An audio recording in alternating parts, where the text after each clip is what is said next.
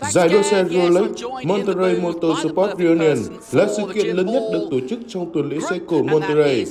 Đây là một sự kiện nổi tiếng và thu hút rất nhiều nhân vật đình đám của nước Mỹ. Có khoảng 550 xe đua được mời tham gia sự kiện đua xe hàng đầu thế giới. Còn bây giờ, hãy cùng nhau tận hưởng chặng đua đầu tiên với những chiếc McLaren MCA thể hiện vận tốc đáng sợ của mình. Junior comes and joins us. Tell us a little bit about your thoughts on this event and being represented this way. It's a wonderful honor to my father. As you guys know, he was very creative in his race cars, and one of the things that's interesting to talk to him now today is that he loved testing the cars all the time, and he said, my cars may have broke down more than fully tested, but as soon as I had a new idea, I wanted to try it in a race and on the track. And of course, you guys know we had Rattlesnake Raceway. They could do a little development here. Where was that? It's in Midland, Texas. Right, yeah. Right. Because I've always thought, because I live in Texas myself, and when I heard about Jim Hall from Chaparral, from Texas, I was like, really? What race? It's quite not obscure, but it's not the natural. You know, California definitely. You expect them to be designed. The first Chaparral one was built by Troutzman and Barn in Southern California, but he, through his father and through his older brother, became an oil man, is where he made most of it. That's the 167 getting round. That's Kyan Dowling actually in that 23B. Look at this day. Look at these great cars out there, and I'm honored to be here. I'm hanging out at our booth as much as I can. So some nice little racing here between the 69 and the 39. 69 being Malcolm Ross. Of course, I wish we were on track with them, but it's nice to be here anyway and watching and enjoying. Here's your leader. Doesn't that McLaren look good? Oh, it's fantastic, yeah. We got to finish. We do, and of course, it's no surprise that Richard Griot, who took the lead early on from the start, from the front row and from the pole, in his M6A McLaren from 1967, takes the win ahead of Greg Hoff and AC de Agostine in third place. Well, thank you so much. Honored to be here. Very cool. They named the appropriate classes, the different drivers. I think it's lovely. I'm sure Dad is thrilled for all you guys and everyone loving and appreciating and enjoying the cars safely today. So we'll continue that. I look forward to it. And come join us anytime in the weekend. Yeah, good. Thank you very much. Thank you, Jim. Well, it doesn't get any better than that, does it? Jim Hall Jr. joining us here in the booth. Let's head down to Kev Harris, who's down on the grid. Next to go out on track then, Group 6, the Ken Miles GT collection of cars. Jim, I've got to get the mic in under you here, sir. Great to see you once again. You've put it on pole. How about that? Yeah, not bad for a CEO. We met last year and I said to you, many people would think the CEOs are on the golf course at the weekends, but you're here at the front of the pack. How are you enjoying your weekend? Oh, it's great. Great to be here, and I'm racing against a great Corvette with a young guy driving, so what could be better, right?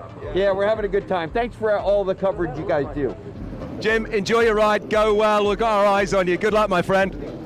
There we go. I think we'll hand to Johnny. We'll go straight to Johnny in the booth for this one. Let's go racing.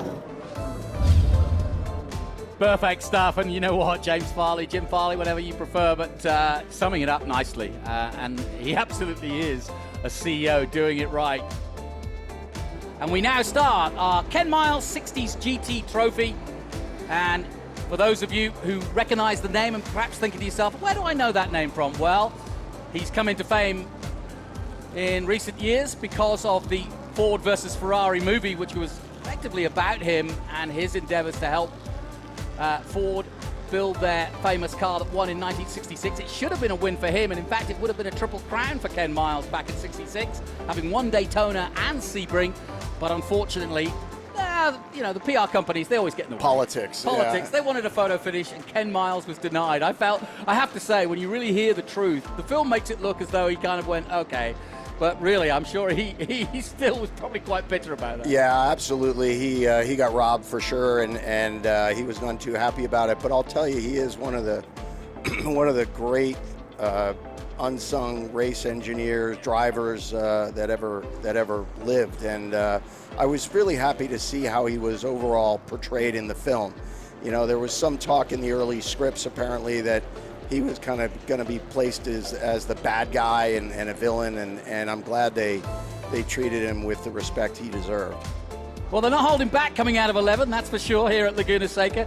A lot of people say, are they racing? And I'm like, yeah, when they're getting out of sideways like that, they're racing hard. And it's great to see. Absolutely, and seeing that Cobra up there is pretty special. So, Uh-oh. That's the number 7. That is Jay Peril in that 66 Corvette. That's not looking good. He's got out of the way, I'm glad to say. I think that's the 31, the second car in this group to turn around. Right at the top of that's Craig Carter in the Corvette from 64. Looks like there's a fair amount of liquid on the line there. You can see the guys trying to get around it, so there's a bit of oil in there somewhere, and that's going to cause havoc. Yeah, no question. As you can see, we had a red flag situation which ends that, and obviously another flag showing that there is debris and some sort of substance down on the track, which is why cars were spinning at the corkscrew. But yes, it looks as though Jim Farley, the CEO of Ford Motor Company, and what a chance to get out and about. It's interesting times for Ford as they forge on into the electric era, and of course, back into Formula One after so many years. So, yeah, I'm sure he loves his racing and likes to avoid a bit of work while he's enjoying his time in the Cobra. But congratulations to him, and thank you to Bobby Aiken coming in here and joining us. Hope you enjoy your weekend and getting around the paddock.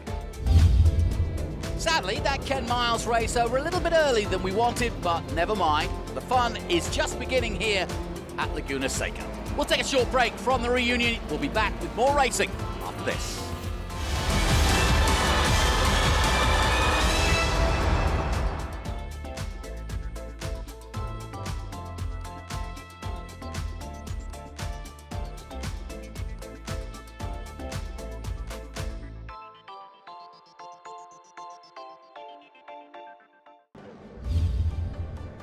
Well, as we come to the conclusion of this amazing weekend, which all began back in 1974, and as we have looked back over those great 50 years, we also look ahead as the future looking very bright for this event and many others here at this famous circuit.